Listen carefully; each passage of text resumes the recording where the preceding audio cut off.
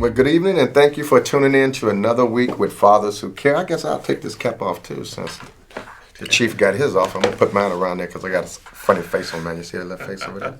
That's that guy World Peace. You remember World Peace used to play ball? Okay, Yeah, for LA. That's his coat. Okay, well, we need world peace, and the Chicago Police Department's gonna help us get there. That's what I'm talking about. So listen. I'm extremely honored to be here again today. I want to thank Can TV for all that you all do. For so many to make it possible that we can come to you each week with folks who we know in the community who really standing in the gap for those who are less fortunate, who's really doing the good work to empower our children, our community. And of course, I may be presenting to some and introducing to our guests today, and I'll be doing that in a minute. But this month, July is the month that we have themed Teamwork Can Make the Dream Work in our efforts to create positive public awareness, reducing senseless violence, and mobilizing our community to join together to be the change agents in the community that we need to be. If we are that change agent, then that could flourish and somebody else can be a change agent, and it can keep going and keep going. Just like negative things keep going, positive things can keep going, and we want to make things positive in our neighborhood. We deserve that. But listen, Fathers Who Care, of course, is a non-for-profit social service agency that was founded many years ago under the leadership of our Congressman Danny K. Davis. And we'd like to thank the Congressman for thank you so much, all the work that he has done to support our efforts. But ever since that time, we have been out there laboring in the field and running up on people that we know have same interests, have shared interests, have same spirits. And our guest today is none other than one of those folks. But most importantly, we want to dispel those negative myths about African American men in our community, that they don't care about their kids, they don't care about, community involvement, because I do, and I know our guests do. But I'm going to cut through the chase and I'm going to get on to it. We believe here at Fathers Who Care that any man that's physically capable can make a baby. However, it takes a real man to be a father. And we're promoting real fatherhood involvement on this show. And we're bringing guests in here that has a passion for loving on people, for loving on our children, for loving on our community. And you can't fake that funk, all right? So with that being said, our discussion this evening would be how can we, as community stakeholders, bridge the gap with law enforcement, with our police officers? How can we bridge the gap between sector partners, business, healthcare, clergy, whatever, with police, the law enforcement? And we believe we've been doing a good job on the West Side under the leadership of this gentleman that I'm going to present to you in a minute. Our guest this evening, of course, is none other than Deputy Chief Ernest Cato. I particularly call him Chief, and I call him a lot of other good things because I think he fit get. The Lord's going to bless him, going to anoint him, and going to elevate him. I just believe that because that's how God works. When you do good work, God has a tendency to give you what you need when you need it, when he say so. But anyway, Deputy Chief Cato, in my opinion, and I have seen this, is a man of faith, compassion, a man of purpose, and he's on a mission. He's on a mission to engage, enlighten, and empower the least of us in our communities. Deputy Chief Cato, of course, is a proud father, husband, and I believe, in all fairness, a community servant for social change and community empowerment. You probably never see Deputy Chief Cato in the office. Well, I'm sure he goes to the office to probably get on a Zoom meeting, a phone call or something. But every time you see Deputy Chief Cato, he's in the community. I saw you. I saw you on them skates. I saw you on them skates. It was on Facebook. Everything's on social media. I saw you on them skates. That was risky. Man, I saw you and you was enjoying yourself on them skates. I said, well, look at him, man. It should have brought back memories, didn't it? Did you go to Off-Street Club? I know the Off-Street Club quite well. Did you go skating there? I went skating. I skate all over the place. Off-Street Club, Rainbow, Concrete Jungle? Yeah, but the knees are a little touchy right now. Purcell Hall, remember? Purcell, I don't remember. Right across the street from my church. Okay. We used to go skating there. I used to have there. Okay, man, I was a skater for real. Oh. I was a skater for real. I used to do it. But anyway, Deputy Chief, I want to thank you for joining us tonight. And I have to preface that before this show, we had a youth council meeting today from 4 o'clock to about 5:30. And Deputy Chief Cato was online with us at that time as well. So I just want to thank the Deputy Chief for all that he do and all the good work that he continuously do in our community. But Deputy Chief, I want to take this opportunity, if you don't mind, to talk to you today about some things in the community that I think if we continue to do the work that you have been kind of encouraging us and motivating us to do, I think we can bring about real change.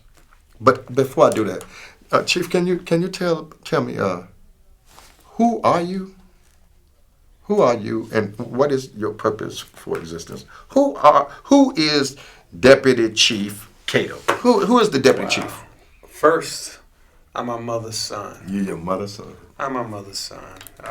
I'm my grandmother's grandson and my grandfather's grandson. And I was very fortunate to have the three of them put their hands on me. But who am I? I'm someone who wants children to have the same opportunities that I had running up and down the street without thinking about a bullet coming down the street and striking them. I'm the same person who wants children to be able to run up and down the street without seeing someone selling and using drugs. I'm that person, and that's how I kind of lead my life. I know how I grew up, but I was very fortunate to have a wraparound approach around me. And we have to wrap our arms around our children tight. And it's just not the parent who should be wrapping their arms around it. It's all of us. So it should be a community effort. It is a community. Okay. It should be a community effort. Okay. It basically from the block, from the church, from the schools, from bystanders. Everyone should care enough to wrap their arms around our children. Okay, you're watching Fathers Who Care, and of course the number here is 312-738-1060. Of course, we back into the studio here, and they made some little changes because we normally used to hear you all when you call in over the air. But now I think they got some kind of earplugs or some stuff going on in there that they be dealing with that. But again, with you watching Fathers Who Care, of course, we have already said our fervent prayer to thank the Lord for this day's journey. And we introduced to some and presented to others who are watching today, none other than Deputy Chief Ernest Cato, who's the Deputy Chief of what area, sir? Area 4. Area 4. Area 4. What is that? Area 4 is in the heart of the west side of Chicago. That's the 10th district, the 11th district, the 15th district. It basically goes from the east, from Western to the west to Austin, from 31st Street to Division. Wow, that's a nice area.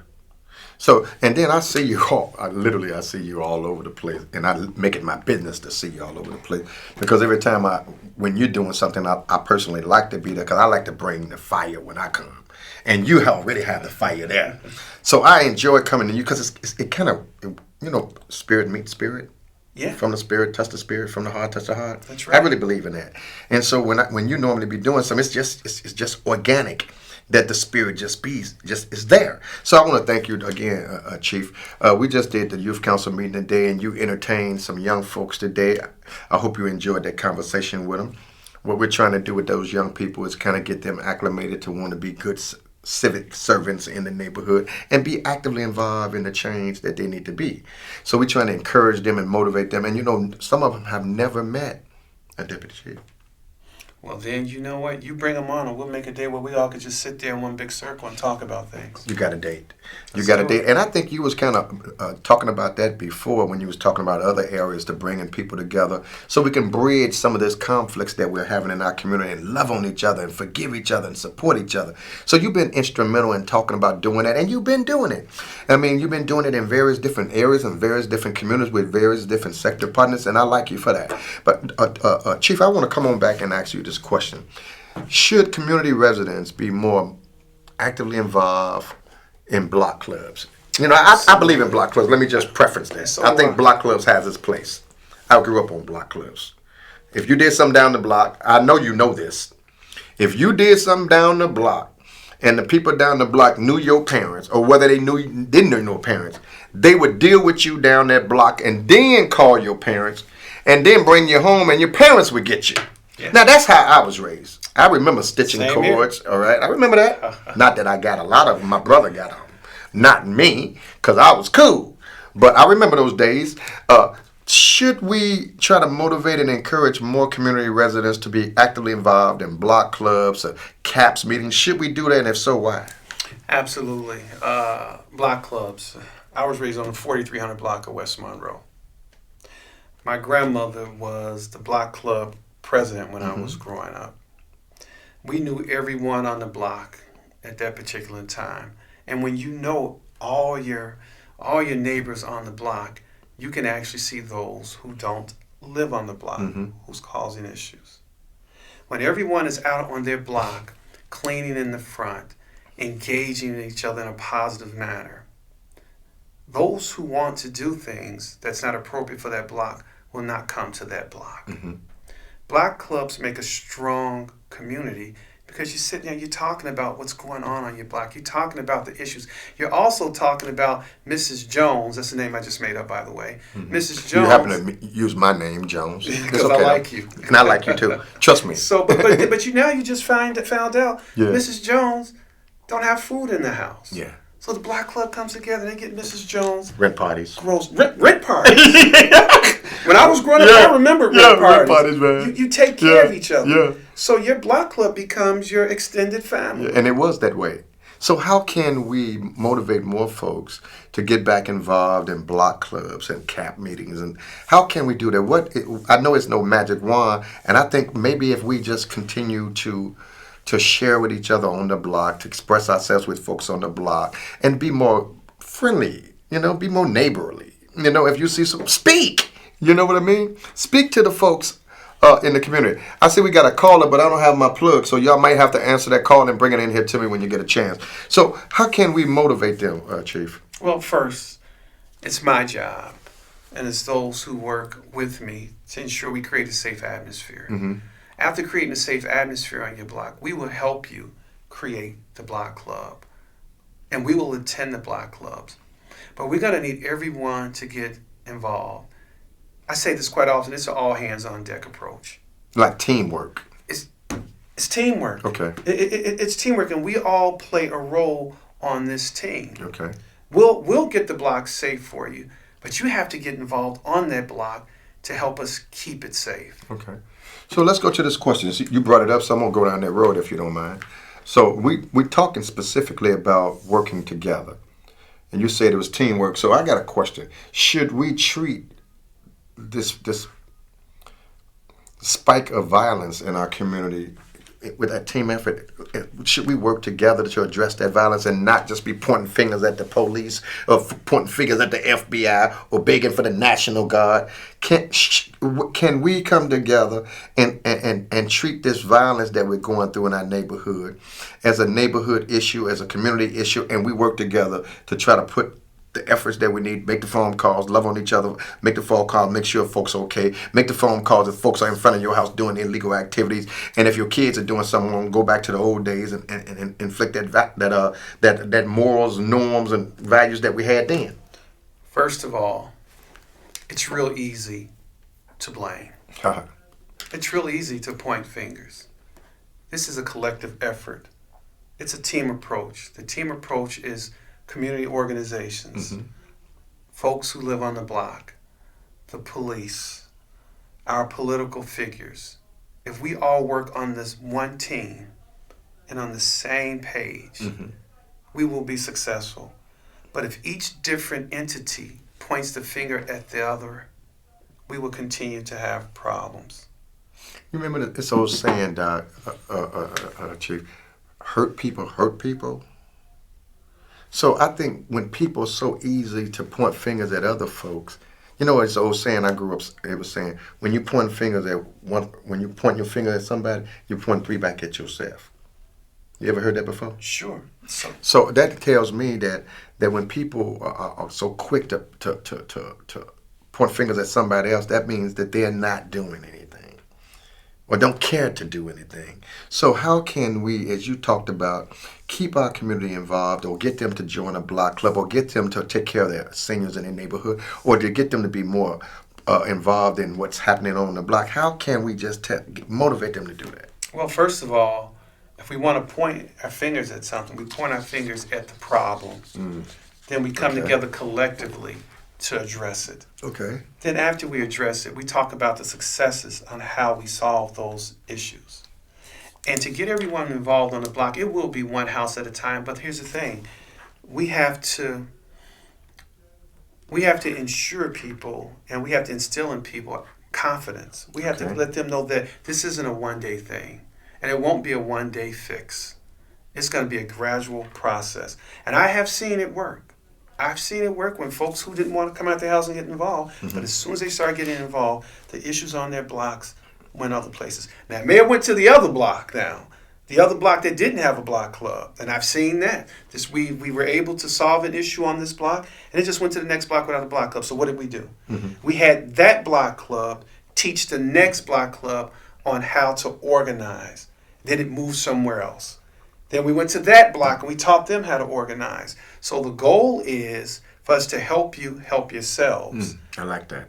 Help you help yourself. Yes. Not do it for you. So listen, we got on Saturday, we have at 4731 West Madison, Uncle Raymond's. We're going to be meeting at that place, and we're going to do a call of Westside community stakeholders to help reduce senseless violence and other epidemics in our community. So we're going to have all kind of vendors out. We're going to be talking about how to get tips on carjacking, not to be a victim of carjacking, job opportunities, networking opportunities, community fun, free giveaways.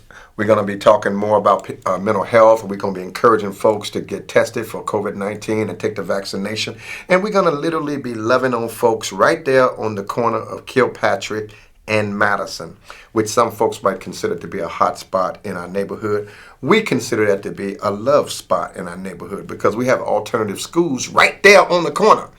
Our children are going to school right there on that corner. So it's imperative that we come out and, even if nothing else, let our children know that we're here to let you know that we want you to have safe passage going to that school. It's a charter school now, by the way. So, and that's a nice opportunity for our young people to know that we love them and that we're supporting them and that we're there for them. And we're going to be engaging that school that day, and we're going to adopt that school. And we're going to be real supportive of that school, and we're going to mentor them young people over there. All right? That's what we're going to do. Well, see, there you go. One team and a wraparound approach. So tell me, what you think about that idea, sir? What I kind of know what you think. Well, no, I know you know what I think, but I want to put some reality into it. Yeah. And I want to be sure. Yeah. We have to stay with it. If you start a program like that, we have to stay with it. Then we have to get the children involved. Mm-hmm. And once we start getting them involved, we have to give them assignments so they'll continue that on. Okay. Well, I believe I really, I'm a diehard for love, and I'm a diehard for my people, and I'm going all out. That's just who I am, and I try to do what I can to help the homeless. I try to do what I can to help those who are chemically dependent, those who are experiencing other ills in the community, other pandemics and epidemics that they are facing. I'm trying to do my part, and I'm just doing my part. But I have a fondness, I have a love for these young people. And I believe that when we really, the aldermen and others have used this statement that I kind of enjoy using myself, when real men stand up, little boys sit down, meaning that when men like ourselves really get out there and put the boots on the ground and really mentor some folks and empower some folks, then we bring about change. We can't say these are our children, we love our children, but then we don't give them the time and give them the direction that they need to be their best selves. We got to put that effort out. Let me go to this thought. Why are you so passionate, Chief? Why are you so passionate of being a police officer? I mean, I've been watching the news. You guys are in the news every day. The average person would say, please, that don't bother me, because you're all just scandalizing me. But you just keep on weathering all of the storm, and you stay out there on the street. You stay out there trying to help folks. Anytime anything is going on in the neighborhood, you're always there with your team. And when you're out there, you're just not out there standing. You're out there working. You're out there networking. You're out there empowering. Why are you so passionate about being a police officer? What better position to be in than to really see what's going on in our community than this position? What better position to be in to help others and find resources to help others? I see it firsthand. Mm-hmm. I've seen it firsthand. I'm on my 31st year on this job. 31st year. 31 You've been years. an officer for 31 years? 31 years. You look like you just started about 2-3 years ago, man. That's because I enjoy what I do. Yeah, it shows, don't it? No, I enjoy what I do. It make a difference, don't it? Because it does make a difference when you enjoy what you do. When you have an opportunity to help someone, and literally, and you actually, and then you really see what's going on with them, and you and you find partners like yourself that you can turn to say, can you provide resources to this family? So, being a police officer gives me an opportunity to clearly know what's going on in our world and do the small part that I can possibly do to help. Well, in the community, you are well liked.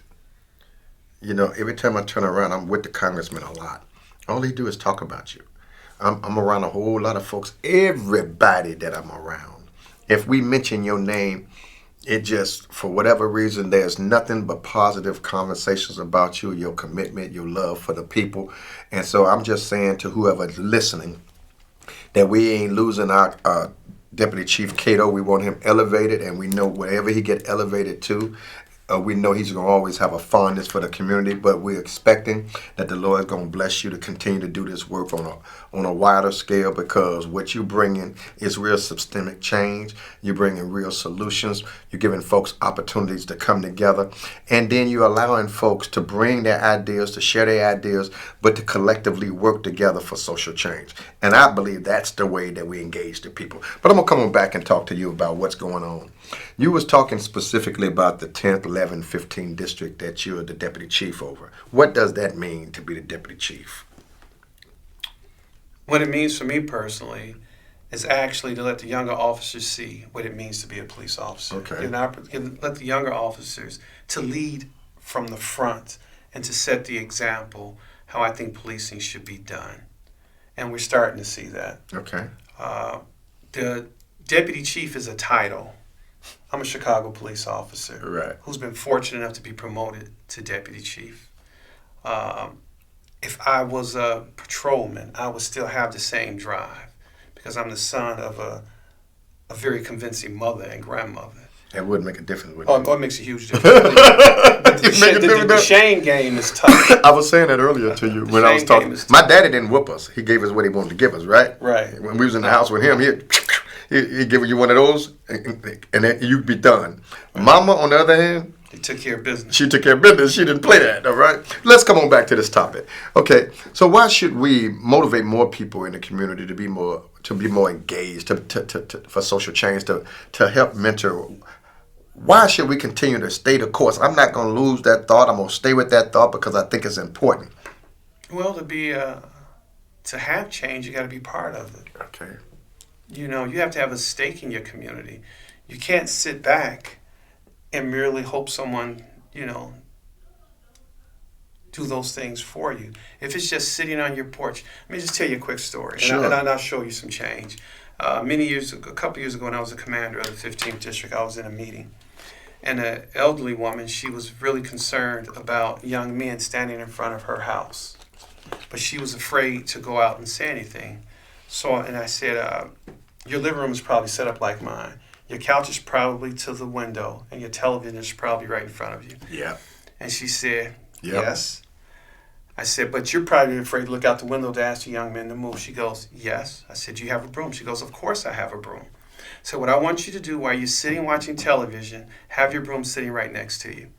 When you hear those young men out in front of your house, take your broom and hit the curtain. Okay, she hit the curtain. She came back to one of the meetings. She says, Commander, a couple of days, I just hit that curtain with my broom a couple of times, and somebody yelled out, that crazy old woman's still looking out the window. And they moved. They moved about 2 houses away, but they got out of her window away from her building because Right. they thought she was looking out the window. See, these young fellas, they don't want you to know what they're doing. They really don't want to sell drugs at it, but they don't want you to see them do it either. So they moved because they thought she was looking at them. So if we all hit our curtains now and then, folks are going to think you're looking at them. If you're looking at them, they don't want to be seen. Mm-hmm. They want to be invisible. So think about if we all came out on our porch collectively, just set up a time of day that you all came out of your homes and just went for a walk. Just a walk on the block. Pick the same time every day and maybe switch it up now and then. All of you are going to see people start to move because they want to be invisible. Okay. And when you pick that time, see if you can find me. I'll come walk with you. If Yeah, not, yeah. I guarantee you I will have that district commander have officers come walk with you also. Well, I tell you, you are definitely out there walking, and you're definitely out there. Every time I'm out there, I see you out there, and I try to make it my business to be out there as much as I can. And every time I'm out there, you out there. And we're trying to really make a difference. So tell me, Chief, what events, activities, and or resources are available or happening in Area 4? Well, that's a beautiful question. The 10th, the 11th, and the 15th districts have some strong partnerships with multiple organizations. It's not what are the programs that these districts can put together. It's the partnerships that they put together that can provide these different activities. So I suggest you contact your CAP sergeant at each district, and they will tell you what's going on in the districts, because we make it a point to have strong partnerships that can bring activities to the community. And we have been doing it. I'm really impressed. No disrespect to other groups, but I'm really impressed with those explorers that they have on the west side. Oh, wow. I mean, there were some young sisters, some young girls, and some young men that I've seen grow up in there. See, when you said young sisters, you're talking about my twins in the 15th district. You know who I'm talking about. Well, I won't say it. You know who I'm talking about? Yeah, these young ladies have embraced the Explorers program. These young girls have just blossomed. They're on fire. The 15th district has a very strong Explorers program. And the 11th district is building theirs. The 10th district has one. Our goal, and the 25th district. And the 25th when you was over there too. You was a deputy chief over there too. Let's not cut 25 out. Yeah, 25 got a strong Explorer program too. The 25th district has a very strong CAP sergeant also, who's bringing multiple. Gonzalez. Mm-hmm. Well, Sergeant Gonzalez. I know. All right. Yeah, well, we're going to say Sergeant Gonzalez. Okay. And Commander? Well, we got to talk about all the CAP sergeants. Say Sergeant Gonzalez. Okay, we got Sergeant Gonzalez for 25, Sergeant Allen from 11, who's lieutenant now, by the way. He's Lieutenant Allen now. And Sergeant Laura in 10. Laura in 10. Sergeant And Sergeant Olabala. Asata. Yeah. But now then we have to talk about my Sergeant of the Aces. Okay. Sergeant Jermaine Harris. Oh, yeah. Yeah, but he's an area sergeant. But he all over the place though. Right. I mean, he's out there for real. He's out there for real. Now that's your personal sergeant. Right, but I tell you, all these sergeants are totally involved with the community policing program. 11th district just got a new CAP sergeant. That would be Sergeant Price. Okay. So we're gonna bring her into the fold and show just how Area 4 does it. Our goal is one team, and that one team is community and police working on the same page. Absolutely. So, and I like that, and I think that's where we should put some emphasis on. I really do believe that young people can't be, Chief, what they can't see. So if we really want these young folks to be actively involved in some positive activities, I think they should be involved. I grew up, I kid you not, I grew up on basketball. I grew up skating. I had that environment, all right? Because my mama wasn't having it. Now, of course, when I got older, I kind of did oldest thing and kind of did my thing. But when I was young, it wasn't happening, all right? It just wasn't happening. I was off the street. I used to play ball in the same field over in Garfield Park that they're playing right now. Mm-hmm. And Douglas Park. I used to fish in Columbus Park and in Garfield. And Columbus Park. So I want to come back and talk to you. So with that being said, there's so much talk now and so much fear. How can we let folks, or how can we encourage people in the community not to be fearful of their community, but to be involved? Well, first of all, fear is not a bad thing. Fear puts you on point. Yeah. The question is, how do we create a safer community for us all? That's a good one. I like that. And that's basically, we work as one team. Police and community have to be on the same page. And I'll say this again, we'll come to your communities and help you make it safe. But the goal is for you to get out there and help us keep it safe. Okay. So you've been watching Father Secure, and our number at the office is 773-287-5821. We got about 20 seconds, and I just want to thank, of course, Deputy Chief Cato of Area 4 for all the work that he's doing. Even though you may not get that acknowledgement, we're telling you that we appreciate you, and we ask you guys to tune in and continue to look forward to us coming with you and coming out to support you. We're going to have a town hall meeting with our superintendent on August the 23rd. He has agreed to come out and do a community town hall meeting, and we look forward to having some nice dialogue with the superintendent, who we see just like he said he's accessible. Yep. He comes out into the community. He's engaging the folks in the community, and you can do it too. So we got to tell you that's all, guys, because the time on the wall is saying that we got to go. So we'll see you next week. God bless you. Good night, and we'll see you then. Thank you so much. Good night.